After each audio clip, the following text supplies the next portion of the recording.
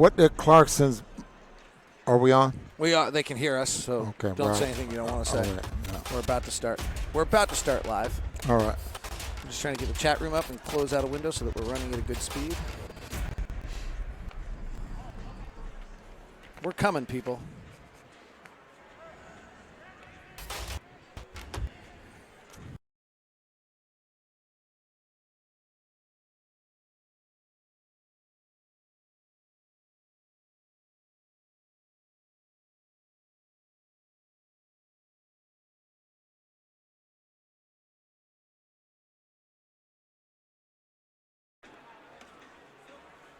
Check, check. All right, it's working.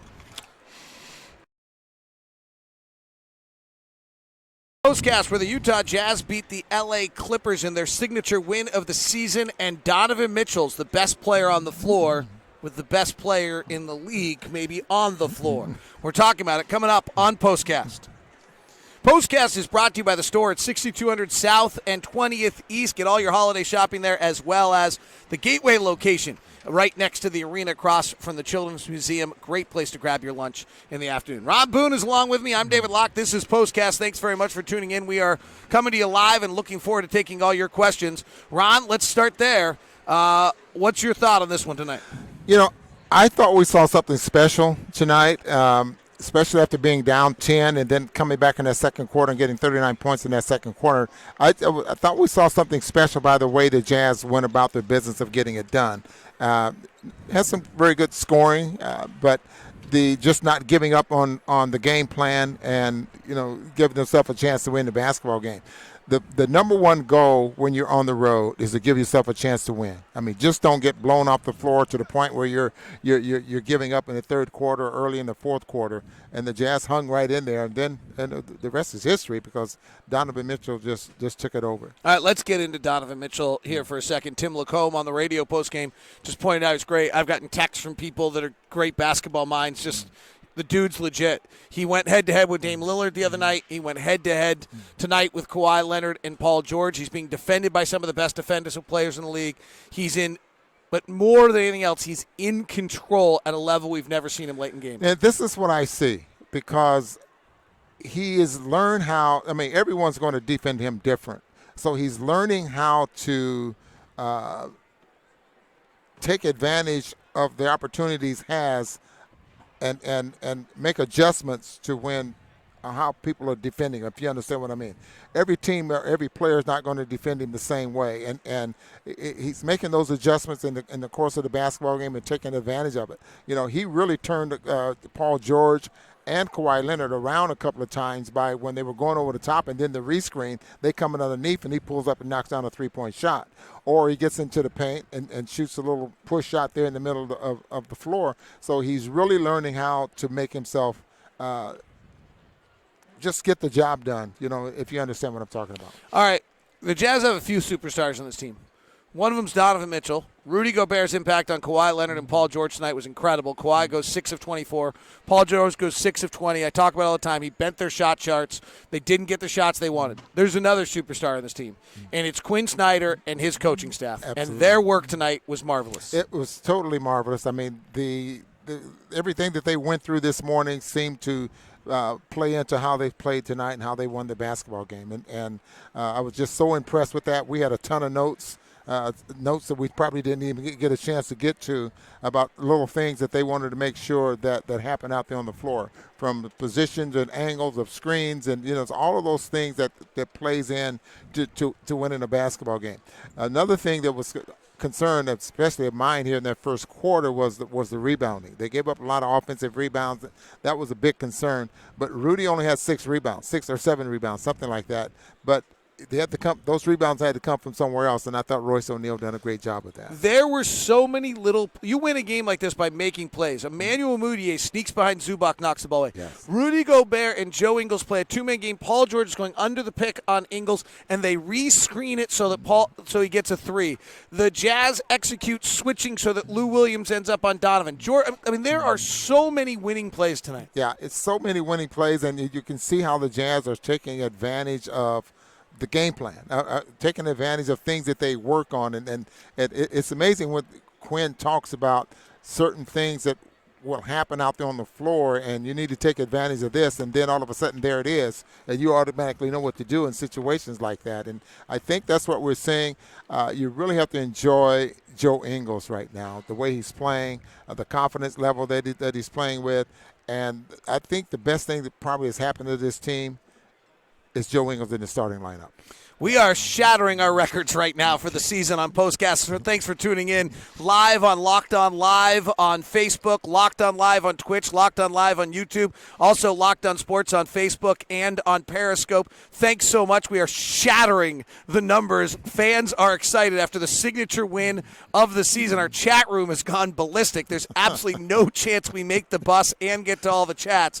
Let me touch on a few of them. Obviously, the Jordan Clarkson impact, mammoth. The bench tonight, Jordan Clarkson plays 25 minutes. He's +1. He has 19 points. What'd you see? What I see is something that I talked about just the other night, and I love his game. Why? Because David, he's a threat. I love guys that's a threat, guys that are coming off the bench, and I think Quinn is going to love him as well, because he's a guy that he can go to and make some things happen out there on the floor, and he's really going to help this basketball team. The big thing is he enjoys being here. He likes this system. He wants to be here, and that's going to really make a difference in his play. And, I mean, what an opening 2 nights for him to have an impact on things. And we've talked about this with Clarkson. His career, he has played 28 minutes, or 28 games his whole career for a team that wasn't gosh awful. Yeah. I mean, his teams he's played on won less games than college teams. And now he's playing on a team that's good. He's been impactful. He talked to Ty Lue before the game, his former coach, about how much he loves where he is right now, how excited he is about the way we do things. You saw him at shoot-around, completely engaged, and we're going to see him have an impact on this team. I'm glad you brought that up, because I'm standing there. You know, we kind of separate when we're watching shoot-arounds, because that way we compare notes, a little bit later and see what we saw. But I saw him sitting at the film session, and I'm sure that's something that the other teams that he's played on never goes through. I mean, they're sitting there watching film and going over things, and that was probably something totally new to him, and he had to be very impressed with it. Hey, other superstar you can get up here and pop on, Craig Bolerjack.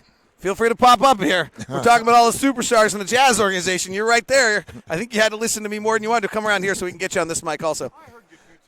I heard you heard me a little more than you wanted. Right. I tried to change it in the second half. I was unaware until halftime. Apologize for this. You heard a little bit more of me on the TV broadcast than they wanted. The thing about you, David, though, your voice, both got in trouble as kids. But he wasn't screaming, though. That was his normal voice. That was his normal voice. Bowler and I shared this. I asked Bowler the other day if he got in trouble in class talking all the time also, because I did too. All the time. All right, what do you think of this one? I thought it was brilliant. Look, where the Jazz were and where they are now is just like night and day. I don't want to overplay it. It's one game, but we said it tonight. I think you guys did too. Mm-hmm. It had to be a much-needed signature win, which has not occurred yet really for the Jazz. I mean, the Milwaukee win maybe, but this is a road win, where the Clippers had the best home record in the West. Only 2 defeats to Milwaukee and Houston, and now add the list and put the Jazz on that list. So I thought it was brilliant. Donovan again, clutch. I thought, Rudy had moments, but also Jordan Clarkson, guys. I'm telling you, I know it's a 2-game sample size, and I know you're about sample size, but it looks like a great fit for this franchise, because he's better defender, and he's a hustler, and he's a very athletic guard that can move the floor. Well, there's a really interesting thing that's happened here, and I hadn't brought this up before, but if you go back to 2 years ago, Joe Johnson is kind of not hitting, and his plus-minus is awful, and we trade him, and we go on a run. And last year, Rodney Hood's plus-minus, or maybe it was 2 years ago with Rodney Hood, was just terrible, and we trade him. And last year, AB's plus-minus was not good, and we move him. This is the 3rd year in a row where we've had a player whose plus-minus was just awful, and it will be interesting to see. I actually don't love that stat in a short period of time. It's because there's too much other noise to it, but it would be really interesting if this is now what happened, because when we lost the last game, Jeff Green was like minus 24 in 17 minutes, and tonight that Emmanuel Mudiay's wasn't great, but Jordan Clarkson's was good, and so you see that. The other one, to your point of how much we've grown, Last time we play them, it's tied with 4:12 left, and the Clippers go on a 19-8 run to close the game. Tonight, it's 103-102 with 7 minutes left, and we go on a 17-5 run to close the game. Exact opposite of last time. I'll tell you what, too, Boner. I mean, you have to also appreciate the defense tonight by Royce O'Neal, I think, on Kawhi. And I thought there was a lot of frustrations with Paul George as well. He had a couple of, 4 or 5 minute runs that kind of hurt the Jazz, but I thought there was some tremendous defense played at times. We couldn't grab an offensive rebound, by the way. Oh, in the boy. First half of play. That was a huge issue, but the Utah Jazz overcame it. And, getting back to your point, I know it's a stat you don't like to talk about, but it's intriguing.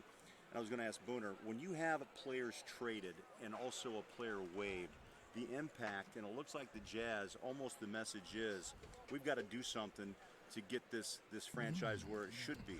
And when players depart, it's an emotional time, but it looks like it also may have been a force for the Jazz to use to their favor. Well, you have a player like Dante, who's probably a favorite, and the guys got along with him very, very well. But you get to the point, Craig, is when a guy gets traded, then they understand that, this is a business. Sure. And they also understand that, very few players get to stay with one franchise their whole career. And so Donovan was only going to get better by going somewhere else because there was no room for him. Dante, I'm sorry. Don't ever speak that I'm sorry. again. by going somewhere else. And there was no room for him to play on this team right now. You know what? I'm going to be less polite here. You know what else players know? What? They know all the things we're talking about, and they're talking about them also. Right. Right? When the bench is terrible, they're talking about it. Yeah.